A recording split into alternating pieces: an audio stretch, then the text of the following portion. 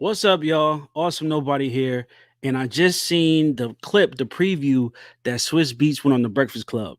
Now, if you know, like I know, Swiss Beats was instrumental for a ton of stuff, especially the beats and the production. So this is pretty much like the first in-depth interview that I think where he's spoken on the topic. So look, I just want to listen to it and then let's do a deep dive on some of the topics. All right, so I'm gonna bring it up right now. Let's see what Swizzy got to say.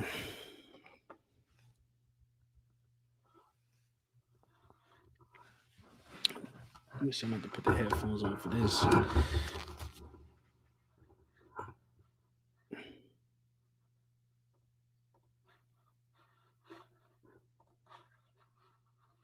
All right, here we go. My bad. Morning, everybody. It's DJ NV Angela Yee. Now, I'm probably going to fast forward. Breakfast Club. You know what I'm saying? Through the majority of this. Yes, indeed. Swizzy. Zone. Man, Swizz, is this is it a bittersweet moment? The fact that Exodus album drops today, DMX's last project? It is, but it's a happy moment. Mhm. It's a happy moment because, you know, Dog was here to do the record. You know, this is not something that we put together, you know, since he's left us. He wanted the record out before now. Wow. You know, but we had clearances and different things like Mhm. that. And so, you know, he was supposed to get into his workout phase. So after we recorded the album, he was going to, you know, work out for 2 months and get his body in shape. Like, we had a whole plan. Yeah. But I know that he's happy right now that, you know, we at the finish line and this is available for everybody. And that's why we just kept pushing it, you know, although everything is heavy, you know, Mhm. crushed. Like, I'm hiding behind these glasses. I'm hiding behind this music. But, you know, it comes down on me real hard. But we got to keep, you know, we got to keep it going. Was the album done? Was it fully done before he passed? Yeah. Yeah, he approved every song. The only thing that was changed on the album was, was Pop Smoke's verse. Yeah, what happened? Yeah, I was going to ask about that because Mhm. everybody teased that Pop Smoke was on the album. Yeah, he was on the album, but they used the verse. And then so, you know, that's why I put Money Bag Yo on. All right, so let's see. So this is all new information to me. I haven't heard the album yet, so this is gonna be like a real live reaction. So I'm just gonna search for what did he say? Let me see if I make this smaller.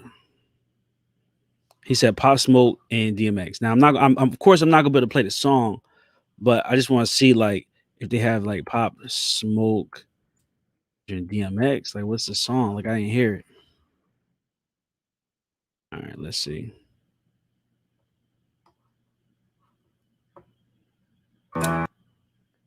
Yeah, so I mean, I think that's an interesting combination, but you know, I think Pop Smoke was a real student of the game. You know, like I heard the stories about him and 50 Cent and him just listening. You know what I'm saying? I think that's big.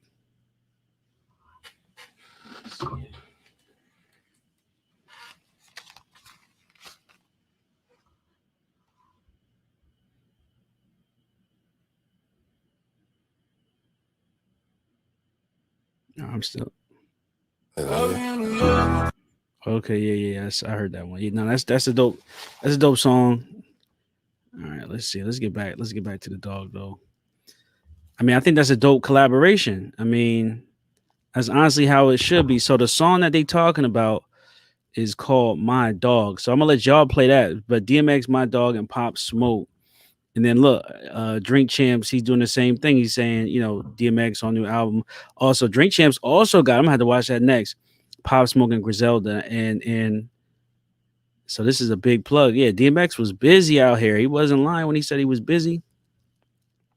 But that's how he's supposed to be, man. It's the dog.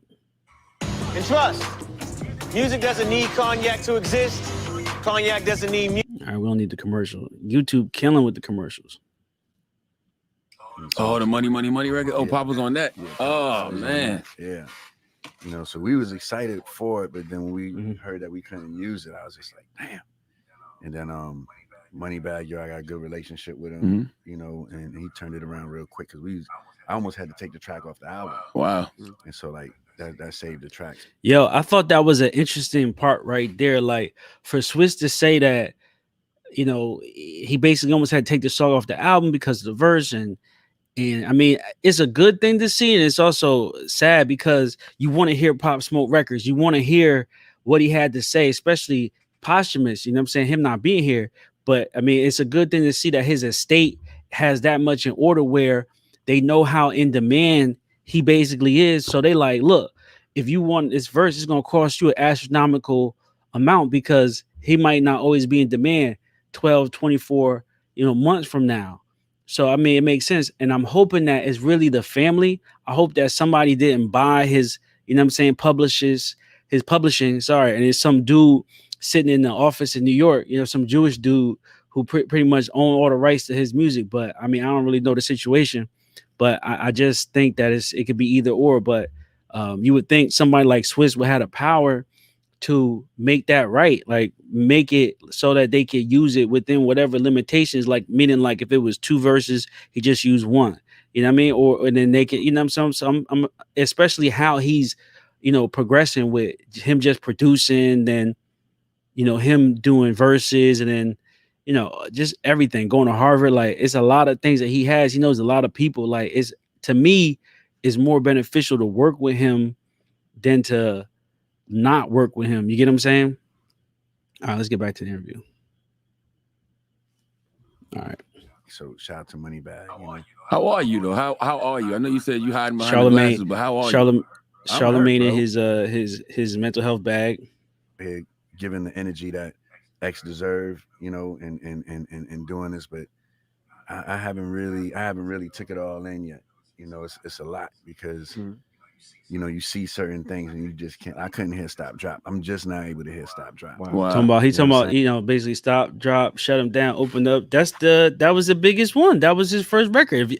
I highly encourage y'all to go watch the Rough Riders documentary on BET. I think it was. Man, that, like, let me see if I can pull up real quick. Like, just the emotion, the energy. You know what I'm saying? Like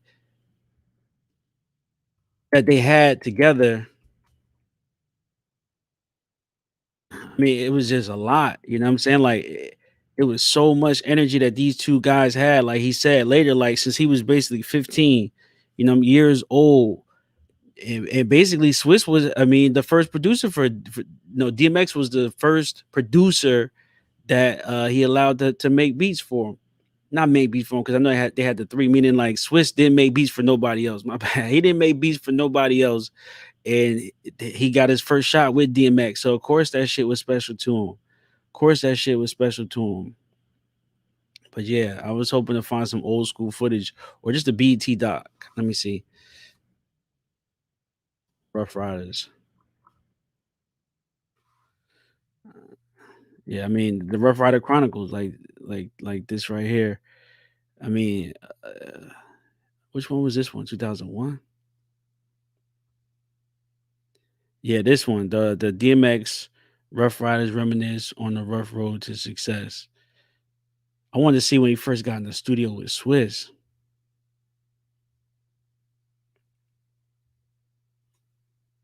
Because there was a key part where I think it might have been this one where PK was talking. PK didn't like Swizz beats at all. So PK is the other producer that was in the house. So they had a formula for success, right? So the way it was working was it was 3 producers, and I don't want to get their names wrong, but I know it was PK. I think it was like another one, and they was all they did was make beats for D&Y. And then Swizz came in, and it was like 3 of them. But then Swizz was really getting taught by PK, and then but he was saying how D&Y was sort of picking the beats over Swizz, and picking Swizz beats over theirs. So he like, damn, like PK kind of felt a certain way when he was telling the story, and I guess it was well known, and I guess it was to a certain degree like it was true.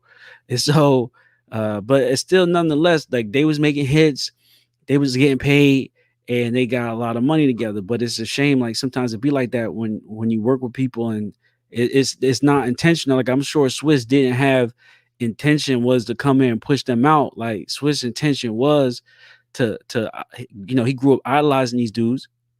And so I'm guessing he like, yo, I want to make beats just like them. I grew up around my uncles. People idolize their uncle. But I thought it was dope. And then, he just developed his own style and became Swizz Beatz that we know today. But definitely watch the on the BET networks, the Swizz Beats. And this is it right here, how it caused bad blood. Yeah, so this is the exact clip. You know what I'm saying? It's 10 minutes. Matter of fact, we might as well just watch it real quick. You want to see something all electric? I mean, it's a good story, especially the way this interview is breaking down, because later Swizz gonna say like, yo, he produced all the beats, but like, should he have put PK on there? Should he have put, you know what I'm saying, the same formula that they started with on there? Like, I kind of feel like he should have. I kind of feel like he should have. I could have. He said that he had ghost producers, but did he say like here? It was just I know they're gonna flag this part, right? So I can't even play it. But y'all get the drift. You know what I'm saying? Like, I just wanted to play a little bit of it, and you know what I'm saying, just to hear from that perspective, because he should have put other producers on the beat. Like, he should have 100% put Dame Grease and PK on there, and they should have, you know what I'm saying, restored the feeling. They should have took it all the way back, but just like the first one, you know what I'm saying, like, it just publicly made it a thing. He kind of, I see what they saying, like with Swizz kind of made it a thing by himself, like DMX was always working with producers. Album on certain songs, like, it just catch you out of nowhere. But I'll excuse myself and go to the bathroom and, you know, just shake it off and come back in the room. But I mean, I guess so. I haven't witnessed. I wasn't expecting it. You know what Which I'm song saying? would you say is the most? Shake it off and come back in the room. But I haven't witnessed. I wasn't expecting it. You know what Which I'm song saying? would you say is the most autobiographical for him on this album? So many, you know, like, he gave people so much uncut moments into his life on the record. You know, like Letter to My Son is Crazy. I've done so much this week, you know, with playing people the record, and I watch every time, see people leaving the room. I see people going through their thing, and I was like, wow, like, he really gave people something to connect to on that record, and that was very personal to him. And you know, I called his son, who he wrote the song about, Xavier, to the studio to hear the album first, out of respect. You know, I was like, you know, I can't have him hear this album or this record when the public has it. You know what I'm saying? No matter what they was going through. All right, so I mean, I just wanted to get into a little bit. That's like the first part. I'll probably listen to a couple other parts, but I just wanted to really get into that part where should Swizz Beats have had other producers on the final DMX album, especially how they started, especially with, I call it the triangle, where it was Dame Grease, it was PK, and then like they 100% were responsible for that early DMX sound. And he said it was a couple of key phrases where he was like, you know what I'm saying, it really wasn't about him. You know what I'm saying? It wasn't about him, meaning Swizz Beats, but he was the only producer on there. Like, I don't know, but I mean, what's right is right, and he did what he did. I mean, there's nothing wrong with it.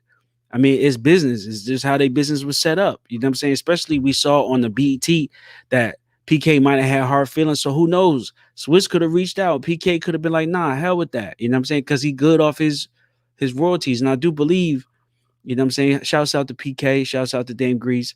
You know what I'm saying? They definitely was some hot producers. His name was buzzing if you was around back then.